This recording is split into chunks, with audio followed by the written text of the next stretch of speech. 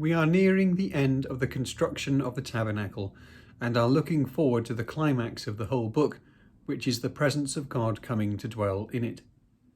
Chapter 37 recounts the construction of the furnishings and instruments, beginning with the most important, the ark. The pieces are described until chapter 38, verse 8, where we have the curious note about the women who served at the entrance to the tent of meeting. It is not known how they served.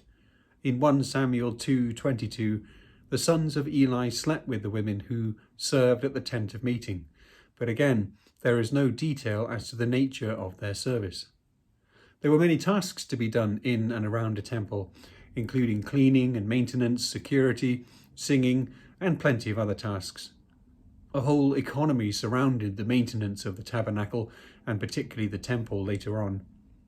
If a minimum of 2 spotless lambs were to be sacrificed daily, where were they to come from?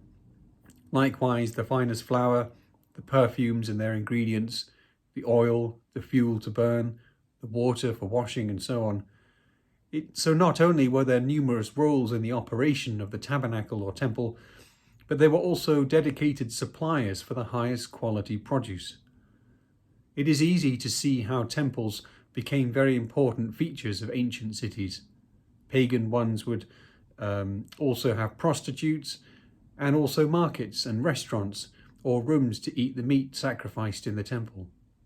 For Jews who lived in these cities later on, particularly in New Testament times, such locations and activities were a problem. Paul, in his ministry to these places, had to give guidance on how to negotiate some of these situations with the freedom the believing Jews now had in the gospel. Temples were also treasuries, and so would often be raided by foreign powers, as we shall see later on in the Old Testament. Even the tabernacle, as we have seen, was constructed out of a lot of precious materials. The gold alone weighed 2 tons, the silver 7, and the bronze 6. That's 15 tons of metal to be transported, never mind all the curtains and everything else. The rest of chapter 38 is concerned with the assembly of the tabernacle and the courtyard. This all being done, what remains is the priesthood and the dedication, which close out the book. There is a reference in 38:21 to the records of the tabernacle, which were drawn up at the commandment of Moses. This is the record of all the materials used, which follows in verses 24 to 31. Mentioned at the beginning are those who led the project.